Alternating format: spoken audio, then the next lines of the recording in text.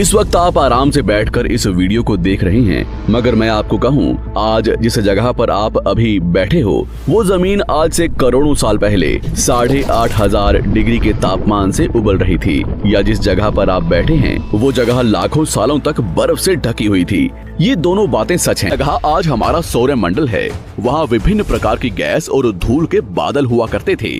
वैज्ञानिकों के मुताबिक इन धूल के बादलों से दूर एक तारा हुआ करता था। वक्त के साथ साथ उस तारे की ऊर्जा कम होने लगी, जिसके कारण उसके अंदर एक विशाल विस्फोट हुआ। विस्फोट की वजह से अंतरिक्ष की ये धूल एक दूसरे से दबने लगी। इस दौरान बादलों में स्थित धूल के कण दबाव और गर्मी के कारण बड़े उल्कापिंड और पत्थरों में परिवर्तित हो चुके थे, और इसी दबाव की वजह से इन बादलों में स्थित रेडियो एक्टिव पदार्थ ने ग्रेविटी का निर्माण किया। इस ग्रेविटी के कारण बीच में हाइड्रोजन और हीलियम इकट्ठा होने लगे। बीच के इस भयंकर दबाव के कारण एक विशाल विस्फोट हुआ, और इसी विस्फोट के कारण हमारे सूरज का जन्म हुआ। अंतरिक्ष में फैले एस्टेरॉयड यानी क्षुद्र ग्रहों में भारी वजन की वजह से सूरज के करीब आकर सूरज की परिक्रमा करने लगे। धीरे धीरे इन्हीं एस्टेरॉयड में भारी टकराव हुआ, जिसके फलस्वरूप मरकरी, विनस, अर्थ और मार्स जैसे ग्रहों का निर्माण हुआ। वैज्ञानिकों के मुताबिक उस वक्त पृथ्वी और मार्स यानी मंगल ग्रह के बीच थिया नामक ग्रह सूरज की परिक्रमा किया करता था। पृथ्वी पर ग्रेविटी होने की वजह से सूरज की परिक्रमा करने वाले एस्टेरॉयड अब पृथ्वी की परिक्रमा करने लगे, और धीरे धीरे करोड़ों सालों तक ये पृथ्वी पर गिरते रहे। और ऐसी घटना हमारे पड़ोसी ग्रह थिया पर भी हो रही थी, जिसके कारण थिया पृथ्वी के और करीब आने लगा और आकर पृथ्वी से टकराया। इस भयंकर टकराव की वजह से पृथ्वी के हिस्से कणों के रूप में अंतरिक्ष में फैल गए और एक रिंग्स की तरह पृथ्वी की परिक्रमा करने लगे। इन्हीं परिक्रमा करते हुए कणों में टकराव होने लगा, जिसके कारण हमारे चांद का निर्माण हुआ।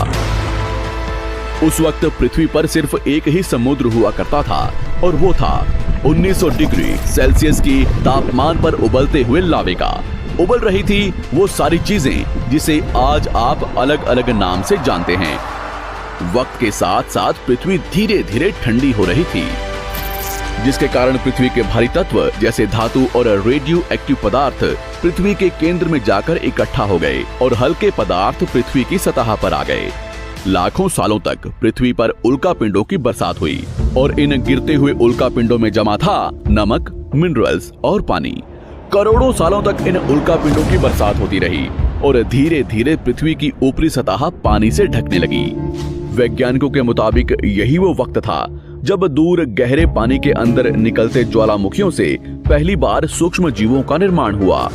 लाखों सालों बाद एक वक्त ऐसा आया जब पृथ्वी की पूरी सतह पानी से ढक चुकी थी।